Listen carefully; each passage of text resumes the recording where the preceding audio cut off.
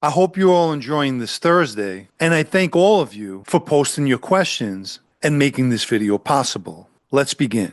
Does the Chicago outfit still have a seat on the commission?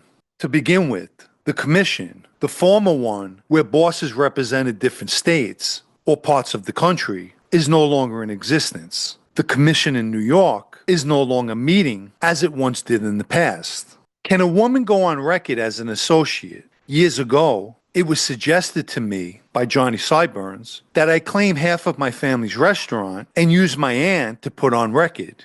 I didn't do it, but I guess it can be done, mostly in regard to business type of situations.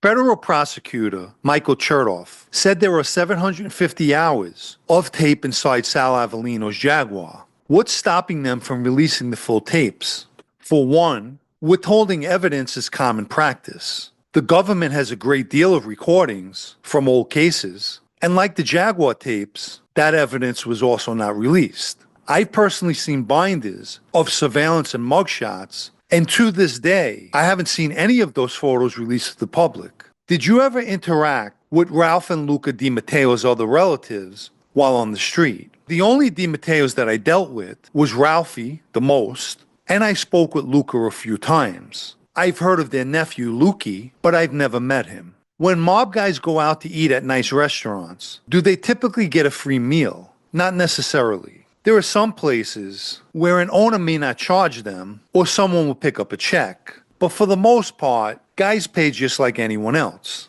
As far as you knew, did each family have members operating pretty much everywhere? Some experts claim that each family has specific geographical territories, like no Genovese on Long Island, or no Colombos in New Jersey, etc.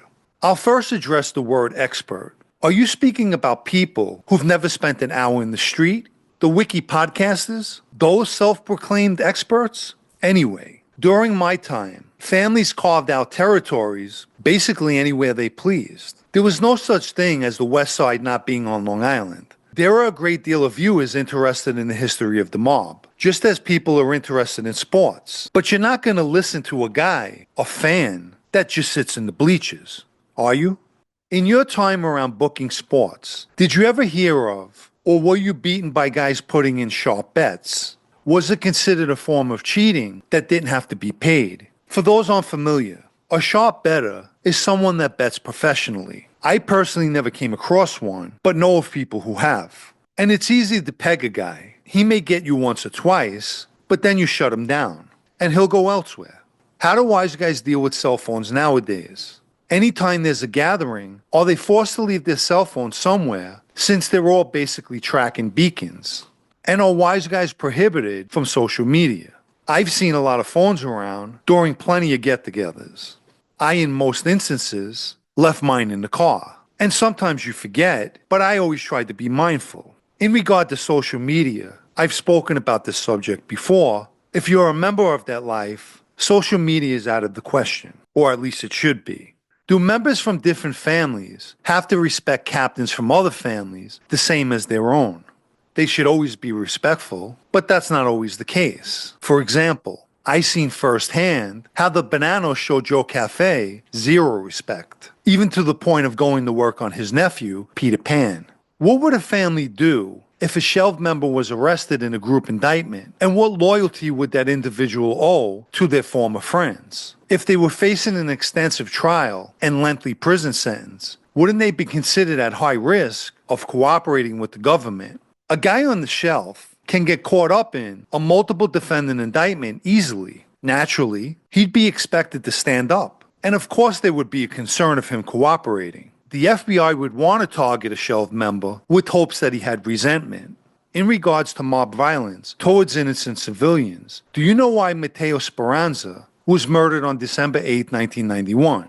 Matteo Speranza was a bagel store employee who was basically killed in an unfortunate incident of being at the wrong place at the right time, which was the height of the Colombo War. Has there ever been a person who at their induction ceremony, when asked if they were ready to take their oath, said no, that they didn't want to? Would they be killed for wasting everyone's time and knowing too much?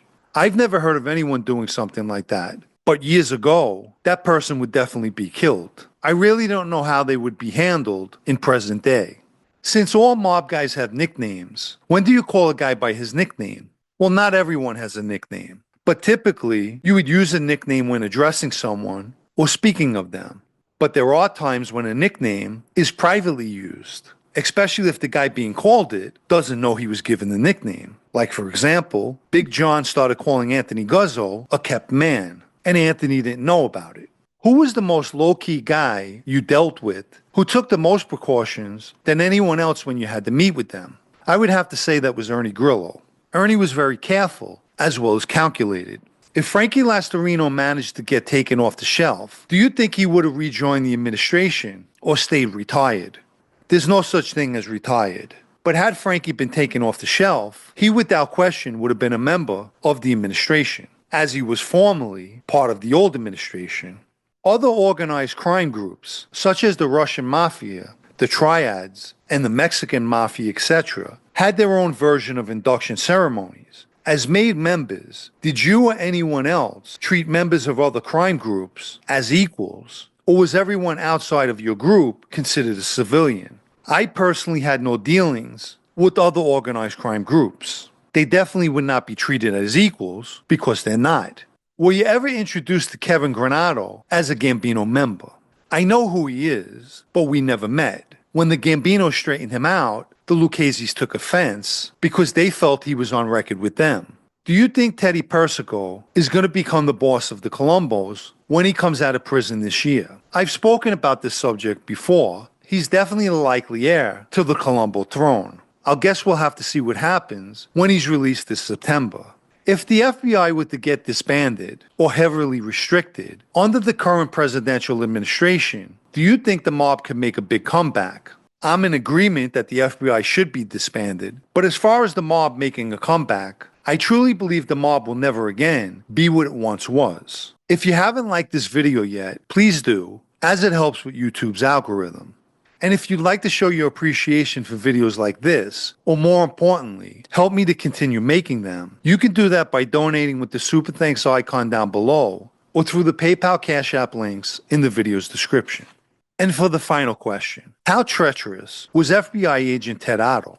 Look, I've been around long enough to know treachery. As a member of that life, I not only witnessed it, but unfortunately became a victim to it. Some would even argue that you have to be treacherous in order to even be in the mob. And I guess on many levels, that's true. And just as many people have a great misconception of the mob, I believe the same could be said about the FBI. There's a story that was recently told to me involving former Agent Otto, and I would never repeat it unless told to. But take it from me, it's as bad as it gets. So on a level of treachery, I'll say this. Former Agent Otto is just as treacherous than any of the most nefarious gangsters in history.